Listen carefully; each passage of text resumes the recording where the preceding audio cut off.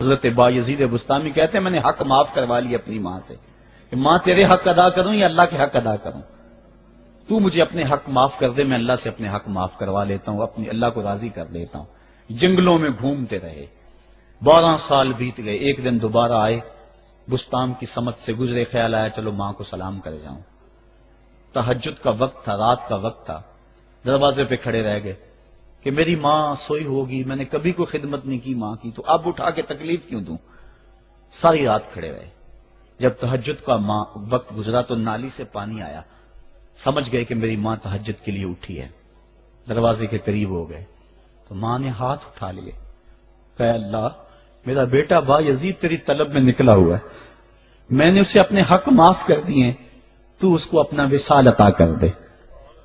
حضرت بایزید دروازہ کھٹکھٹانے لگے اور ماں کے قدموں میں لپٹ گئے اور رو کے کہنے لگے جس رب کو میں جنگلوں میں تلاش کرتا ہوں وہ تو رب میری ماں کے پاس ہے۔ تو ماں کی دعاؤں میں اللہ کی رضا ہے، ماں راضی ہو جائے تو سمجھ لو خدا راضی ہے۔ حکایت میں آتا ہے کہ حضرت بایزید بستامی رحمۃ اللہ علیہ ذکر الہی میں مصروف تھے، اچانک غیب سے آواز آئی کہ اے بایزید سامان کے بت خانے میں چلے جاؤ اور ان کی عید میں لباس سے راہبان پہن کر شامل ہو جاؤ۔ حضرت بایزید کہتے ہیں کہ اسے میں نے شیطان کی شرارت اور وسوسہ سمجھ کر جھٹلا دیا، لیکن بار بار یہی اشارہ کیا گیا تو میں سامان کے بت خانے میں جا کر ان میں انہی کا لباس پہن کر بیٹھ گیا۔ لوگ جمع ہو رہے تھے، کچھ دیر بعد ان کا بڑا راہبان وہاں پہنچ گیا، سب لوگ اس کا باز سننے کے لیے ہمتن گوش تھے۔ بہت دیر تک وہ بڑا راہبان کچھ نہ بولا تو ایک راہبان کھڑا ہوا اور اس نے بڑے راہبان سے سوال کیا کہ کیا ہم آپ کی حکمت بھری باتیں سننے کے لیے آئے ہیں، آپ کچھ کہتے کیوں نہیں ہیں؟ اب بڑے راہبان نے کہا کہ مجھے اس بات کا یقین ہے کہ تم میں لباس سے راہبان میں ہی ایک مسلمان موجود ہے اور وہ تمہارے مذہب کا امتحان لینے یہاں آیا ہے۔ لوگوں نے کہا کہ علی جاں آپ اشارہ فرمائیں، وہ کون ہے تو ہم اسے قتل کر دیں۔ بڑے راہبان نے کہا کہ نہیں، اسے قتل نہ کرو، بلکہ ہم علم و حکمت اور دلیل و حجت سے اسے شکست دیں گے۔ پھر راہبان نے اونچی آواز میں کہا اے محمدی،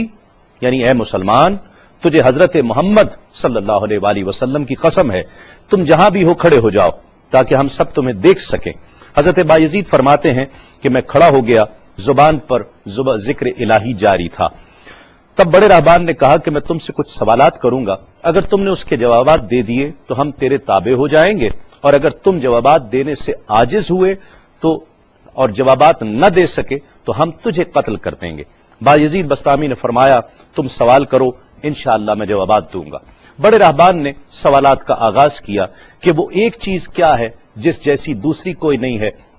وہ 2 کیا ہیں جن کا تیسرا کوئی نہیں ہے، وہ 3 کیا ہے جن کے ساتھ چوتھا کوئی نہیں ہے، وہ 4 کیا ہیں جن کے ساتھ 5واں کوئی نہیں ہے، وہ 5 کیا ہیں جن کے ساتھ چھٹا کوئی نہیں ہے، وہ 6 کیا ہیں جن کے ساتھ 7واں کوئی نہیں ہے، وہ 7 کیا ہیں جن کا 8واں کوئی نہیں ہے، وہ 8 کیا ہیں جن کے ساتھ 9واں کوئی نہیں ہے، وہ 9 کیا ہیں جن کے ساتھ 10واں کوئی نہیں ہے، وہ 10 کیا ہیں جو کامل ہیں، اور 11 کیا ہیں، اور 12 کیا ہیں، اور 13 کیا ہیں، اور 14 کیا ہیں جو اللہ سے باتیں کرتے ہیں۔ اور بتلاؤ کہ وہ کیا چیز ہے کہ جو بغیر روح کے دم لیتی ہے، اور وہ قبر کون سی ہے جو صاحب قبر کو لیے پھرتی ہے، اور وہ پانی کون سا ہے جو نہ آسمان سے آیا اور نہ زمین سے نکلا۔ اور بتاؤ وہ 4 چیزیں کیا ہیں جو نہ جن ہیں، نہ آدمی، نہ فرشتہ، اور نہ وہ باپ کی پشت سے ہیں اور نہ ماں کے شکم سے ہیں۔ اور بتاؤ کہ سب سے اول زمین پر قتل کس نے کیا، اور بتاؤ التامیہ کیا ہے، اور بتاؤ کہ وہ کون سا درخت ہے جس کی 12 ٹہنیاں ہیں اور ہر ٹہنی میں 30 پتے ہیں اور ہر پتے میں 5 شگوفے ہیں، اور ان میں سے 2 دھوپ کے اندر ہیں اور 3 سائے میں ہیں۔ اور وہ کیا چیز ہے جو بیت الحرام کا حج کرتی ہے مگر اس میں نہ روح ہے اور نہ اس پر حج فرض ہے۔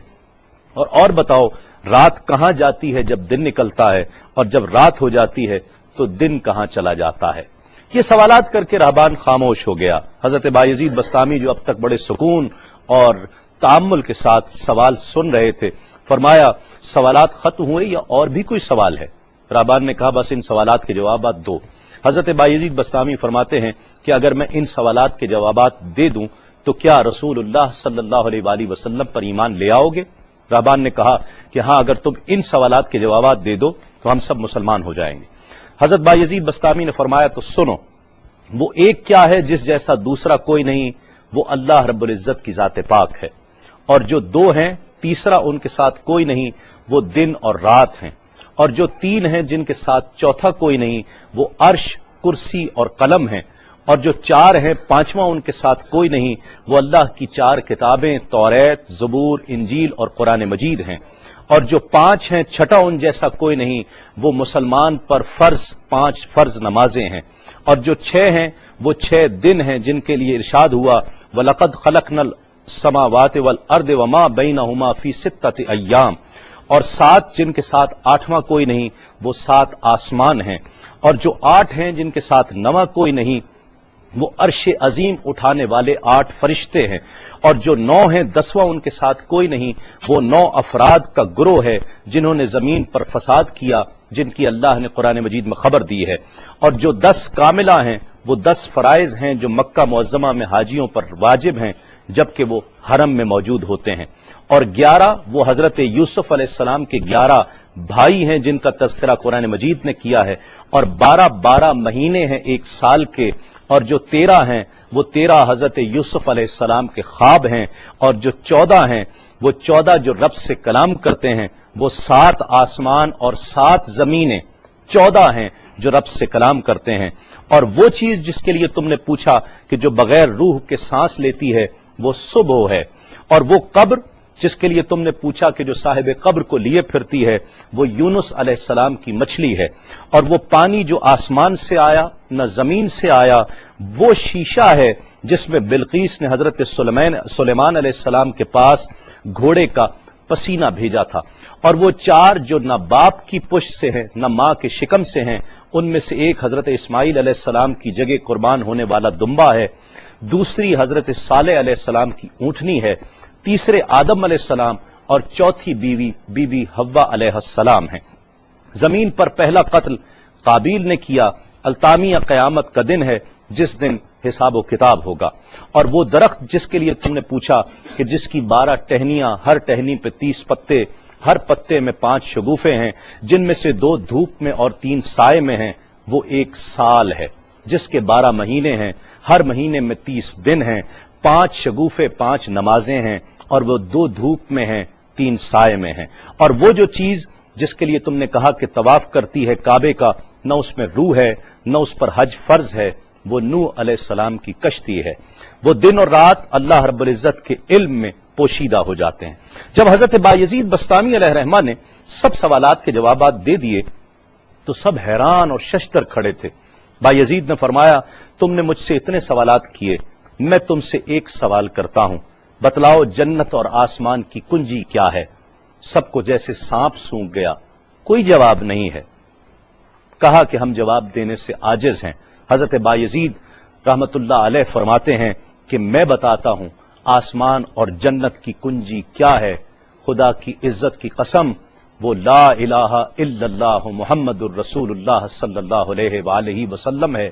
کہ یہ کلمہ پاک آسمانوں کی اور جنت کی کنجی ہے۔ بس آپ کا اتنا بیان کرنا تھا۔ حکایت میں آتا ہے کہ سب کی زبانوں پر کلمہ جاری ہو جاتا ہے، بت توڑ دیے گئے، اور جتنے وہاں پر موجود تھے سب ایمان لے آئے اور دائرہ اسلام میں داخل ہو گئے۔